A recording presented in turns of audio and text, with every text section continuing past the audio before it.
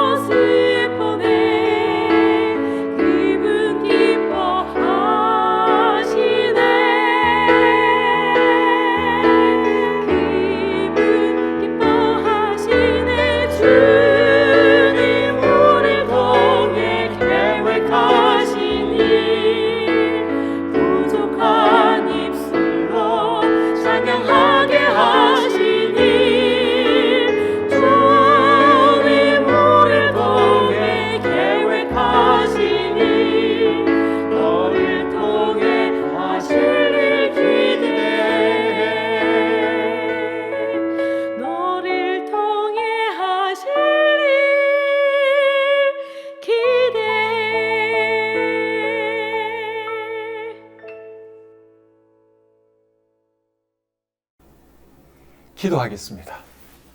하나님 아버지, 저희들을 구원해 주시고 하나님의 자녀 삼아 주셔서 감사합니다.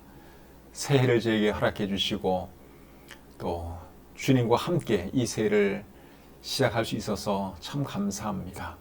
오늘 밤에도 우리 주님을 예배하기 위해서 저희들 한자리에 모였습니다. 있는 자리는 다 다르지만 온라인을 통해서 한마음 한뜻으로 우리 주님을 예배하는 사랑하는 성도님들을 하나님 기쁘게 받아주시고 또 이 예배를 통해서 우리 모두에게도 큰 은혜가 넘치는 복된 시간 되게 해 주시옵소서. 이 시간을 주님께 다가오며 예수님의 이름으로 기도드립니다. 아멘.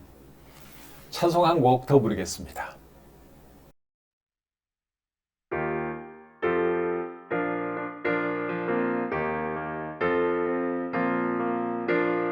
예수님께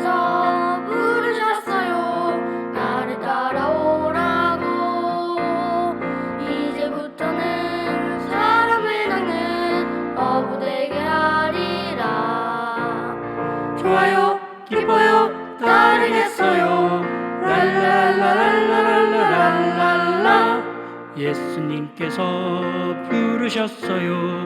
나를 따라오라고. 이제부터는 사람을 낚는 어부 되게 하리라. 좋아요, 기뻐요, 따르겠어요. 랄라랄라랄라랄라랄라. 예수님께서 부르셨어요. 나를 따라오라고. 이제부터는 사람을 낚는 어부 되게 하리라. 좋아요, 기뻐요, 따르겠어요. 랄라랄라랄라랄라랄라. 예수님께서 부르셨어요. 나를 따라오라고. 이제부터는 사람을 낚는 어부 되게 하리라. 좋아요, 기뻐요, 따르겠어요. 랄라랄라랄라랄라랄라. 예수님께서 부르셨어요. 나를 따라오라고. 이제부터는 사람을 낚는 어부 되게 하리라. 좋아요, 기뻐요, 따르겠어요. 랄라랄라랄라랄라랄라.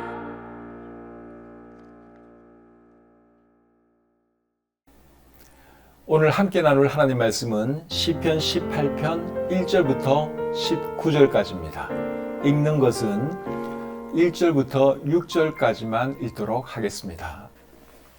나의 힘이신 여호와여, 내가 주를 사랑하나이다.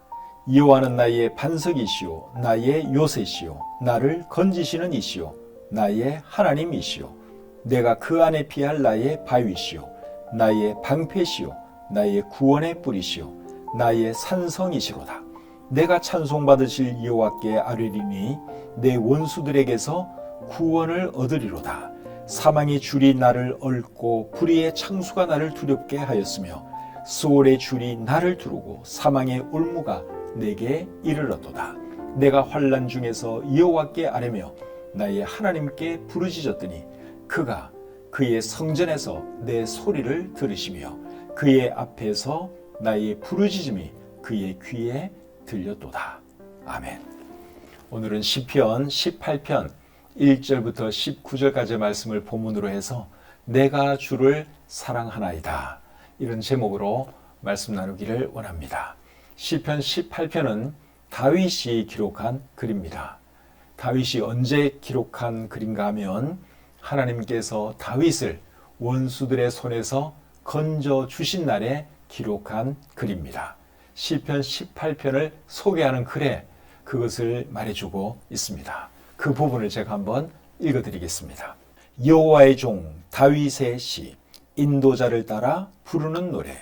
여호와께서 다윗을 그 모든 원수들의 손에서와 사울의 손에서 건져 주신 날에 다윗이 이 노래의 말로 여호와께 아뢰어 이르되.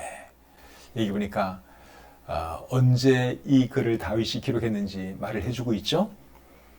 하나님께서 원수들의 손에서 다윗을 건져주신 날에 다윗이 이 글을 기록했다고 말씀을 하고 있습니다. 이 소개하는 글은 다윗이 쓴 글은 아니죠. 여기 내용 중에 보면 인도자를 따라 부르는 노래, 이제 이런 설명까지 하고 있는 것을 보면 후에 이 노래가 이제 사람들에게 읽혀지고 불려지기 시작했을 때 누군가가 이 글을 소개하기 위해서 이제 이런 글을 써 놓은 것이죠.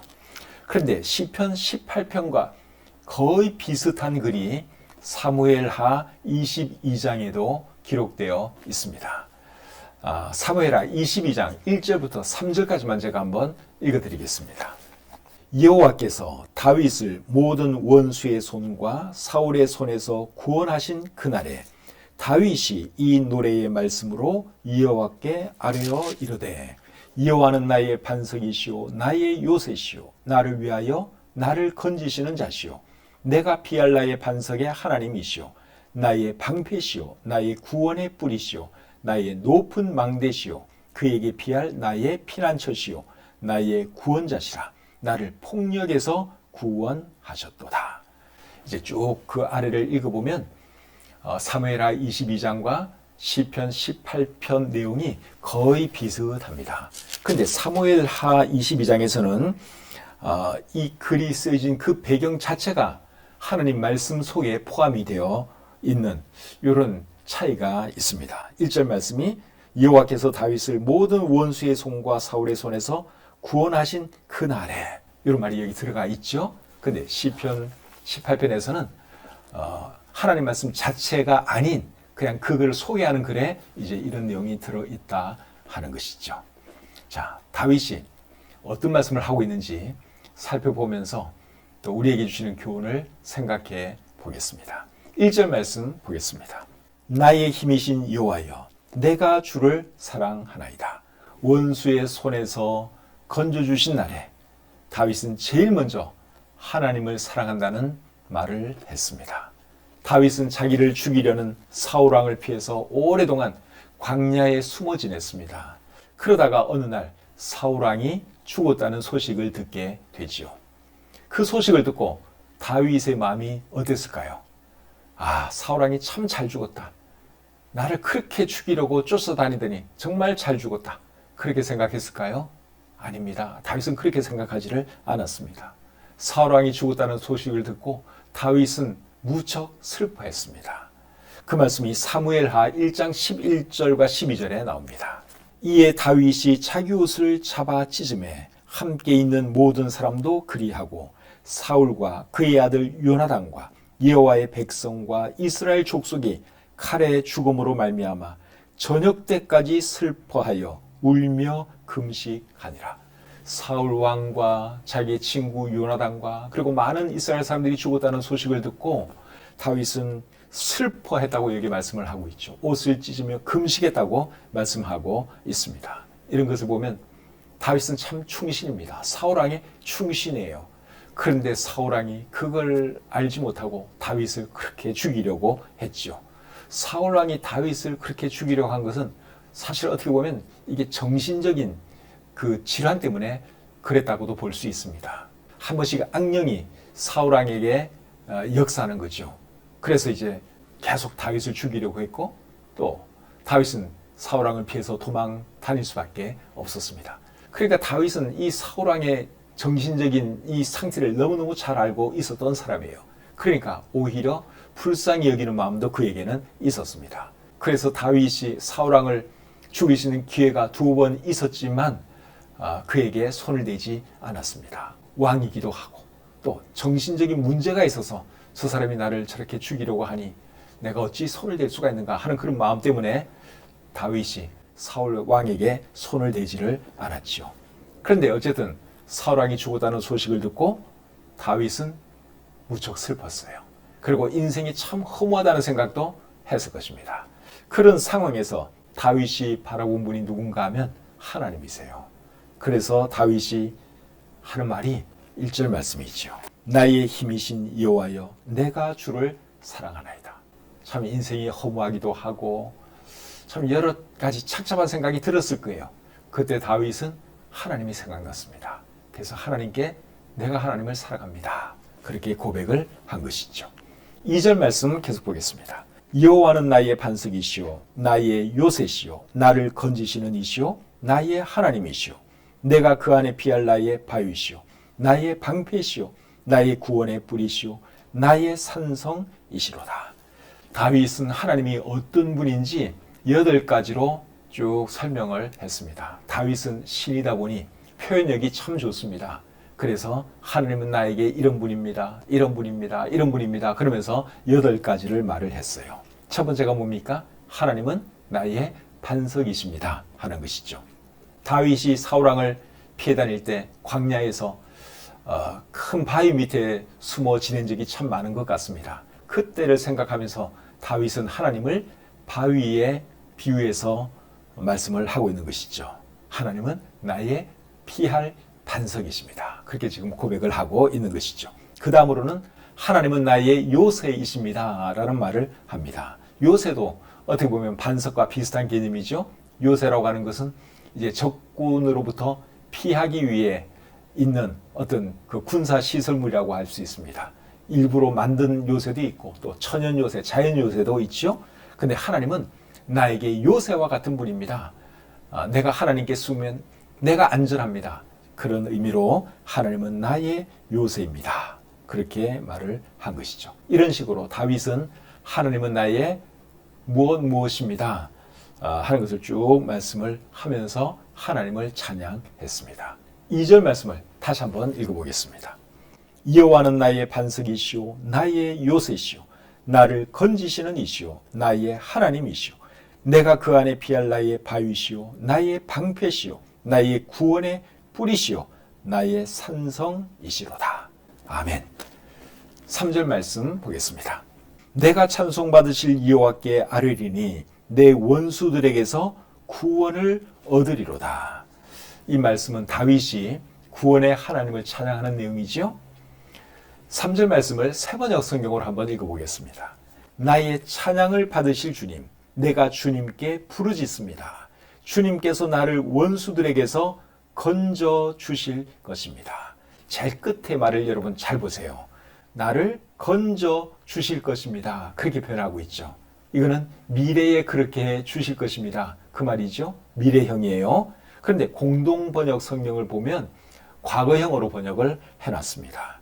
공동번역 하반절입니다. 내가 야훼께 부르짖었더니 나를 원수의 손에서 건져 주셨다. 과거에 건져 주셨다. 그 말이죠. 과거형이에요. 여러분, 둘 중에 어느 번역이 맞는 것 같습니까? 세번역 성경은 미래형을 써서 번역을 했고 공동번역 성경은 과거형을 써서 번역했습니다. 제 생각에는 시편 18편이 다윗이 원수들의 손에서 건짐받은 날 기록한 글이기 때문에 제가 볼 때는 과거형으로 번역한 것이 더 상황에 잘 맞는다고 생각이 들어요. 그런 뜻에서 공동번역이 오히려 번역을 잘한 것이 아닌가 생각이 듭니다. 근데 우리 개역 개정판 성경을 보면 이거는 미래형도 아니고 과거형도 아니고 중간 형태로 번역을 하고 있습니다. 제가 한번 더 읽어드리겠습니다. 내가 찬송받으실 여호와께 아뢰리니 내 원수들에게서 구원을 얻으리로다. 제가 히브리어를 그렇게 썩 잘하지를 못합니다. 그래서 이것을 정확하게 이게 과거형인지 미래형인지 뭐 현재인지 이걸 제가 잘 구분을 할 줄을 모르는데 어쩌면 히브리어 성경에는 요 개역 개정판 성경이 더 가까울 수도 있어요. 그런데 이제 세번역 성경이나 공동번역은 사람들이 더 쉽게 이해하라고 세번역은 미래형으로 공동번역은 과거형으로 번역했다 하는 것이죠. 그렇게 여러분들이 이해를 하시면 되겠습니다. 핵심은 다윗이 구원의 하나님을 찬양하고 있다 하는 것이죠. 그 다음 절 계속 보겠습니다. 사망의 줄이 나를 얽고 불의의 창수가 나를 두렵게 하였으며 스올의 줄이 나를 두르고 사망의 울무가 내게 이르렀도다. 이 말씀은 다윗이 힘들었던 시간을 회상하면서 하는 말입니다. 다윗의 표현을 보면 다윗이 얼마나 큰 고통을 당했는지 조금 이해가 됩니다. 4절, 5절 다시 한번 읽어보겠습니다. 사망의 줄이 나를 얽고 불의의 창수가 나를 두렵게 하였으며 스올의 줄이 나를 두르고 사망의 울무가 내게 이르렀도다. 이런 고통을 통해서 다윗은 더 성숙하고 더 하나님을 의지하는 사람이 된 것이죠. 원래 사람은 편안하면 하나님 잘 의지 안 하죠. 그리고 버릇도 좀 없어지는 그런 경향이 있고 그렇죠. 근데 고통을 당하고 시련을 당하면 사람이 성숙해집니다. 그리고 하나님을 더 의지하게 되죠. 그래서 다윗도 사실은 이런 시련과 고난을 통해서 우리가 알고 있는 그런 멋진 사람이 되었다고 할 수 있습니다. 야고보서 1장 2절부터 4절에 이런 말씀이 있습니다. 내 형제들아 너희가 여러 가지 시험을 당하거든 온전히 기쁘게 여기라. 이는 너희 믿음의 시련이 인내를 만들어내는 줄 너희가 알미라. 인내를 온전히 이루라. 이는 너희로 온전하고 구비하여 조금도 부족함이 없게 하려 함이라. 고난을 통해서 인내를 배우게 되고 인내를 통해서 온전한 사람이 된다. 그렇게 말씀을 하고 있는데 여기 온전한 사람은 성숙한 사람을 의미하지요. 그래서 사람은 고난을 통해서 성숙한 사람이 되는 겁니다. 믿음도 더 좋아지고 하나님을 더 의지하는 그런 사람이 되는 것이죠. 그래서 시편 119편을 쓰신 분은 71절에서 이런 말을 했습니다. 고난당한 것이 내게 유익이라. 이로 말미암아 내가 주의 율례들을 배우게 되었나이다. 고난당한 것이 내게 유익이었다. 그렇게 고백을 하고 있죠. 혹시 어렵고 힘든 상황에 있는 분들이 계시면 여러분 조금 더 인내하시길 바랍니다. 고난당할 때는 정말 힘들죠. 괴롭죠. 그래도 여러분 하나님의 뜻이 있을 것입니다. 언젠가는 하나님께서 이런 고난을 통해서 여러분을 더 멋진 사람으로 빚어주실 것이고, 그리고 이 고난조차도 하나님께서 합력하여 선으로 바꾸어 주실 것입니다. 로마서 8장 28절에 그런 말씀이 있죠. 하나님을 사랑하는 자, 곧 그 뜻대로 부르심을 입은 자들에게는 모든 것이 합력하여 선을 이루느니라. 하나님을 사랑하고 하나님 끝까지 신뢰하면 하나님께서 여러분의 고난까지도 합력하여 선으로 바꾸어 주십니다. 인내하시고 잘 참아내시는 우리 성도님들 되셨으면 좋겠습니다. 6절 말씀 보겠습니다. 내가 환난 중에서 여호와께 아뢰며 나의 하나님께 부르짖었더니 그가 그의 성전에서 내 소리를 들으시며 그의 앞에서 나의 부르짖음이 그의 귀에 들렸도다. 고통 중에서 다윗이 하나님께 부르짖었더니 하나님께서 다윗의 기도를 들어주셨다. 그 말을 지금 하고 있습니다. 우상에게는 아무리 부르짖어 기도해도 기도가 응답이 안 됩니다. 죽은 우상이 뭘 알겠습니까? 그러나 우리 하나님은 살아계신 하나님이시기 때문에 기도하면 들어주시고 응답해 주시죠. 예레미야 33장 3절에 이렇게 말씀을 합니다. 너는 내게 부르짖어라. 내가 내게 응답하겠고 내가 알지 못하는 크고 은밀한 일을 내게 보이리라. 하나님께 부르짖어 기도하면 하나님께서 들어주시겠다고 약속하고 있습니다. 크고 놀라운 일을 보여주시겠다고 약속하고 있죠. 이런 하나님이 우리에게 계신 것이 여러분 얼마나 감사합니까? 어렵고 힘들 때마다 기도로 하나님께 나아가시는 저와 여러분들이 되시기를 바랍니다. 누가복음 18장에 보시면 억울한 일을 당한 한 과부가 그 동네에 있는 재판관을 찾아가서 이제 자기의 억울함을 좀 풀어달라고 호소하는 그런 이야기가 있습니다. 근데 이 재판관이 악한 사람이에요. 불의한 사람이에요. 그래서 이 억울한 일 당한 과부가 찾아와서 호소를 하는데도 도와줄 생각을 안 하죠.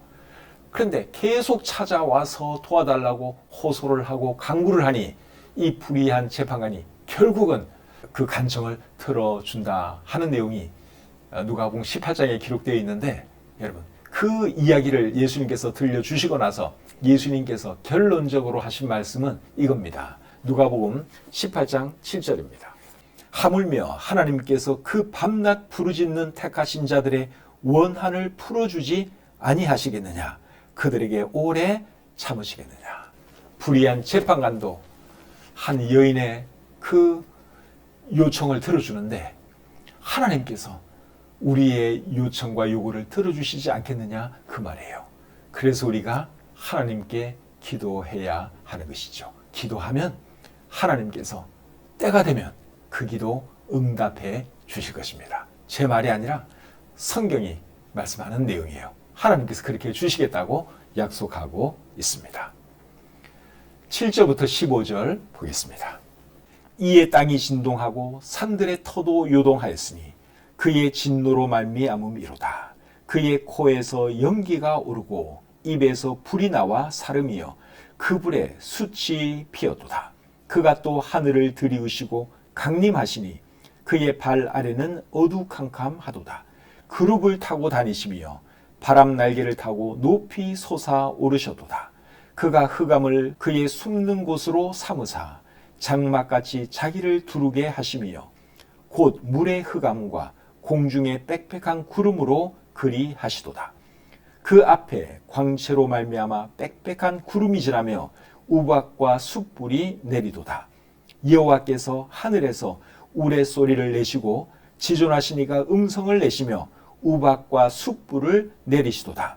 그의 화살을 날려 그들을 흩으시며 많은 번개로 그들을 깨뜨리시도다. 이럴 때에 여호와의 꾸지람과 콧김으로 말미암아 물밑이 드러나고 세상의 터가 나타나도다. 방금 읽은 이 말씀은 하나님께서 다윗의 원수들에게 분노하시는 그것을 이제 시적으로 표현한 말씀입니다. 다윗은 시인이다 보니 이렇게 멋지게 시적으로 이제 표현을 한 것이죠. 마지막으로 16절부터 19절 보겠습니다. 그가 높은 곳에서 손을 펴사 나를 붙잡아 주시며 많은 물에서 나를 건져내셨도다. 나를 강한 원수와 미워하는 자에게서 건지셨으며 그들은 나보다 힘이 세기 때문이로다. 그들이 나의 재앙의 날에 내게 이르렀으나 여호와께서 나의 의지가 되셨도다. 나를 넓은 곳으로 인도하시고 나를 기뻐하심으로 나를 구원하셨도다. 하나님께서 결국 다윗의 기도를 들어주셔서 다윗을 구원해 주셨죠. 원수들의 손에서 벗어나게 해 주셨습니다. 18절 19절 말씀이 참 좋네요. 그들이 나의 재앙의 날에 내게 이르렀으나 여호와께서 나의 의지가 되셨도다. 나를 넓은 곳으로 인도하시고 나를 기뻐하심으로 나를 구원하셨도다. 우리 하나님은 지금도 살아계신 분이고 저와 여러분들이 하나님께 기도하면 하나님께서 들어주십니다. 힘들고 어려운 일 있을 때마다 하나님께 기도로 나아가는 저와 여러분들이 되시기를 바랍니다. 요한복음 16장 24절에 이렇게 말씀하고 있습니다. 지금까지는 너희가 내 이름으로 아무것도 구하지 아니하였으나 구하라 그리하면 받으리니 너희 기쁨이 충만하리라. 아멘. 여러분 이 말씀 믿으시죠? 네, 이 말씀 믿고 꼭 하나님께 기도로 나아가는 저와 여러분들 모두가 되시기를 우리 주님의 이름으로 축복합니다. 찬송 한 곡 부르겠습니다.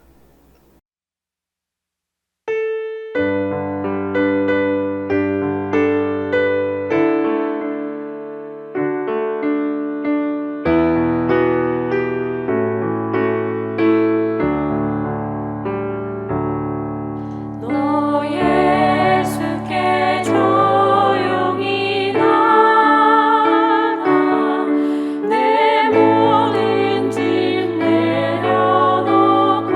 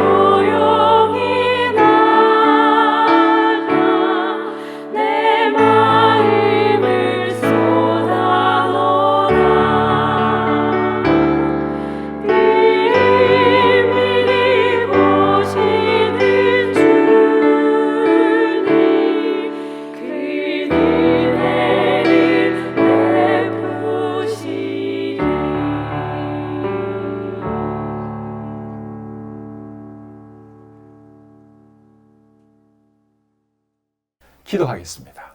하나님 아버지, 은혜와 사랑을 감사합니다.